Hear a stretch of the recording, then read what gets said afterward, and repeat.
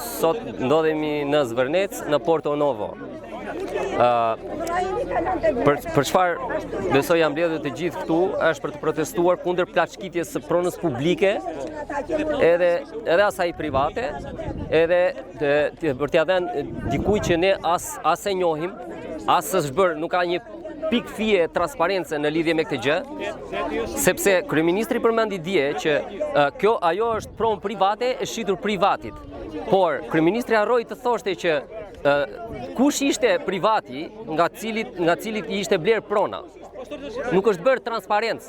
Tu nuk ka asnjë pikë fije transparence, që do të thotë që e gjithë kjo zonë po plaçkitet, po vidhet, po zhvatet.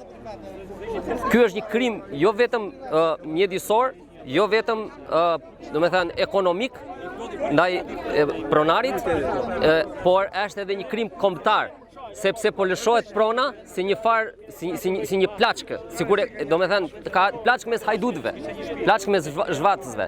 Prona e cila është prona e popullit edhe pronë publike. Përkundër të tjerave, duke shtuar edhe këto, zona mban statusin zonë e mbrojtur. Siç e përmendëm në fillim, janë 230 specie të rralla, të cilat jetojnë janë të rralla, domethënë specie rrallë e kupton çdo kush se për çfarë bëhet fjalë. Po peshqet, ke lloje të ndryshme amfibësh, po. Atëre, çfarë do ndodh këtu? Do të ndodh që nëse këtu fillon zhvillimi, dhe zhvillimi këtu nuk bëhet fjalë për zhvillim duke respektuar rregullat mjedisore, këtu bëhet fjalë për zhvillim me beton dhe siç e shikojmë me tela me gjemba. Këtu, domethënë, nëse shohim tela me gjemba, do të thotë ose do të ndodh genocid, ose do të ndodh krim, ndodhin krime. Kjo ndodh vetëm në luftra. Të tilla rrethime i shohim vetëm nëpër kampe përqendrimi edhe në luftra. Ne, domethënë, Shqipëria sot, Vlora sot është në luftë. Atëherë, si mendon ti, si do vazhdoj të reagoj komuniteti? Jo vetëm komuniteti këtu i zonës, por edhe zyrtarisht, po themi në shoqatën mjedisore apo palë të interesuar, qytetarë thjesht. Atëherë, ne si organizat, Qendra e nismave qytetare për mbrojtjen e mjedisit, ne si organizata, më saktë se thash organizat, si organizata dhe për grupi Vlorës, i organizatave të Vlorës, e ka nisë që prej fillimit unë jam gjithashtu aktivist i këtyre protestave, duke përfshirë tecin e anjet lundruse, anjet hajdute, që do të thosha, që deri më sot janë kosto mbi xhepat tanë, mbi xhepat e buxhetit të shtetit, por që reflektohet te xhepat e qytetarit, te xhepat tanë, te xhepat e popullit. Kosto prej 2 vitesh tashmë, më pak, kosto prej 70 milion eurosh. Qera që ne ja paguajmë dikujt që nuk marrim asnjë lloj prodhimi.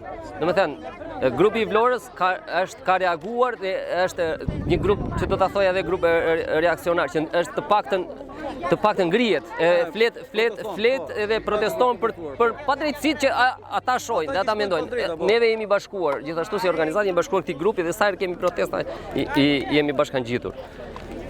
Gjë e tillë që po ndodhet sot. Ti si pjesë e prothemi në shoqata mjedisore, si mendon këtë pranitë policisë sot? Për çfarë arsye vjen kaq shumë policë, ndërkohë që aty u fut para pak një qytetar nga gardi dhe policia vetë u fut nga gardi. Pra nuk u fut nga porta kryesore. Si e shpjegon këtë nga ana juridike? Tani, mbi ligjin e policisë shtetit për pjesën e ndërhyrjeve, sepse varet, neve këtu jemi turma dhe turmat pastaj ndahen në 2 ose 3 lloje, turma të organizuara, turma të spontane dhe ose turma të armatosura. Të armatosura duke marrë të gjitha këto pjesë armë. Okej. Po e vetmja armë që mund të kishte një qytetar këtu ka qenë një shishe ujë. Në këtë rast, në këtë pikë, policia e shtetit duke vënë edhe në anën tjetër të gardit janë 2 kompani të shërbimit të sigurimit fizik. 2 kompani dhe unë do ta cilësoj edhe policinë e shtetit mbrojtëse të këtyre shtojtës të këtyre 2 kompanive. Ato janë palë mbrojtëse e 2 kompanive të shërbimit fizik. Këtu po përdoren qytetar, po përdoren të rinj për të marrë tokën publike, pronën publike si plaçkë për ta vjedhur. Ai po i del qytetarit dhe pronarit, po i del kundër për të mbrojtur pronarin e vet.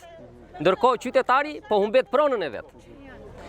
Dhe do të thoja që në këtë rast policia e shtetit po mban palën e oligarkëve dhe jo palën e oligarkëve pa emër, sepse oligark mund të ketë Shqipëria dhe i përmendim sa të duash, po oligark pa emër sepse këtu nuk ka një leje ndërtimi, një leje shfrytëzimi, leja mjedisore që është më kryesorja në këto raste, në këtë zonë. Leja mjedisore nuk është bërë, nuk është cituar, nuk është bërë transparente në asnjë vend.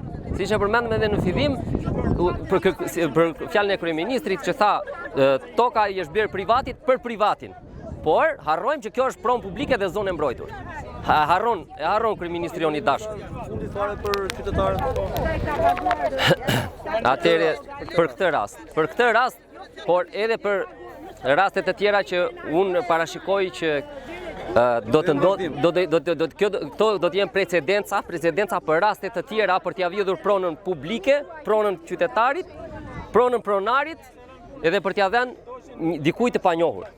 Do me thënë vetëm me fuqinë e pushtetit dhe unë do thoja që me fuqinë e rishfetit, jo të pushtetit, këtu i merret prona pronarit edhe pronarit edhe më të lishëm që është populli.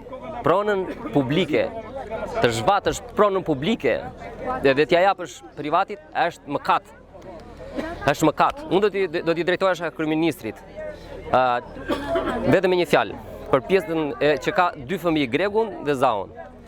Do t'i thoja që a do të donte kryeministri t'i trashëgonte beton Gregut edhe Zaos, apo do t'i trashëgonte dhe t'i linte trashëgimi këtë bukuri të rrallë natyrore, këtë pasuri kombëtare.